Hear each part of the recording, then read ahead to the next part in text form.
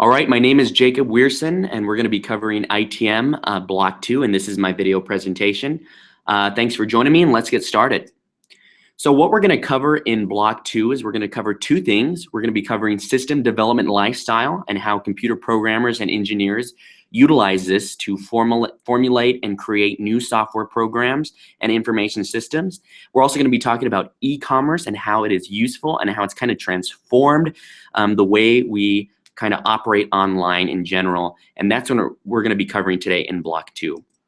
Before we get started, I want to share a quote with you from Albert Einstein. He said, "It has become appallingly obvious that our technology has exceeded our humanity," and that is so true when what we're going to talk about today, because system development lifestyle kind of summarizes how computer engineers and programmers summarize how they create new systems. And we're also going to talk about the quick and easy way that people can purchase things just with the click of a button. It is really amazing.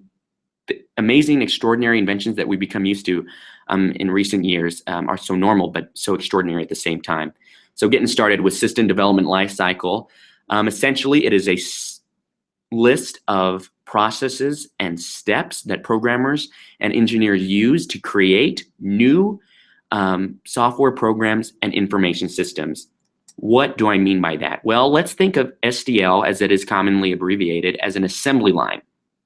In an assembly line, each employee and worker has a certain function that they need to complete and fulfill in order for each product to be created in the way that it needs to be created. So someone needs to seal a product, someone needs to create it, someone needs to package it. It's the same thing for SDL in regards to information systems. Computer programmers and engineers each have individual functions that they need to complete in order to create a new software program and system. So there's an organization of steps for SDL. The first one would be to analyze the current information system.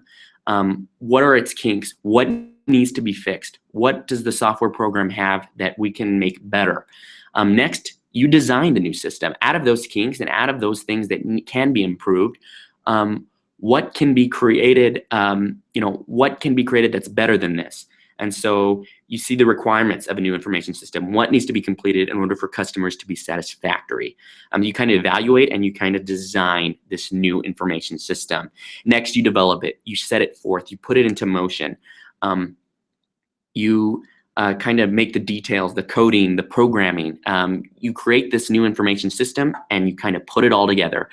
Next, you test it. You see if there are still more bugs that need to be thought out. You need, what else needs to be tuned? What else isn't exactly working?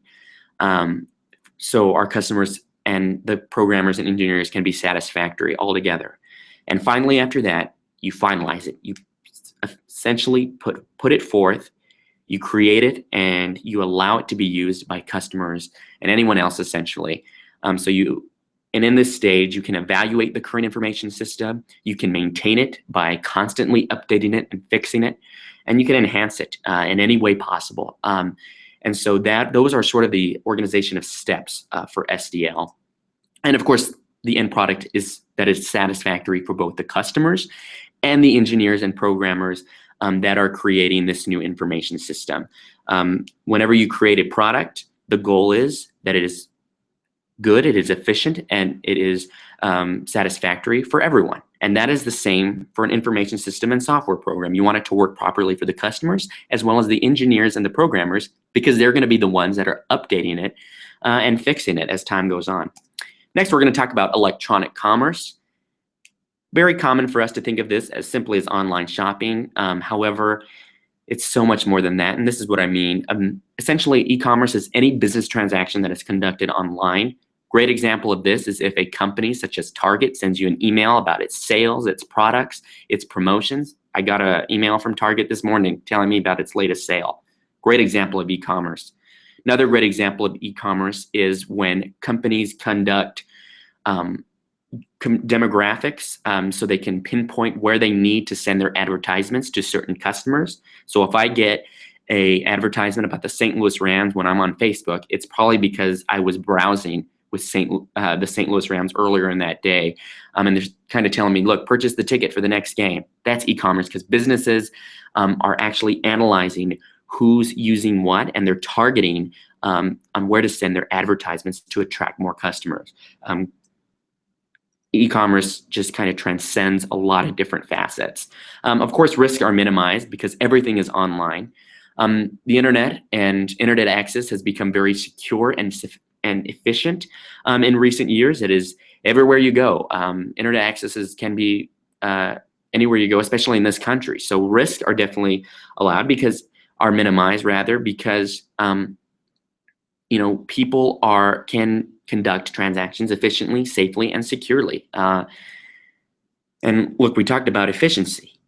You can purchase and sell products online with a click of a button in a matter of seconds. That is amazing. That is extraordinary. That is transformational online. And it's become so normal to us because we do use e-commerce very often. But it is an extraordinary invention. And of course, it's cheaper cost because you can save money in hiring personnel. You don't need personnel to oversee any sort of business transactions because everything is online. You're saving the infrastructure that you need to build for transactions to be conducted. Everything is online. Everything is with a click of a button, and you're definitely saving a lot of money in regards to that.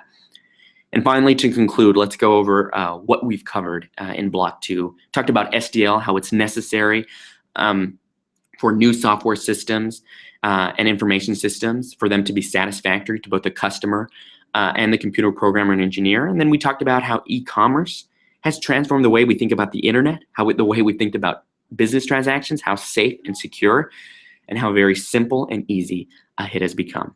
That is my presentation for Block 2. Hope you enjoyed it and found it interesting. Thanks so much.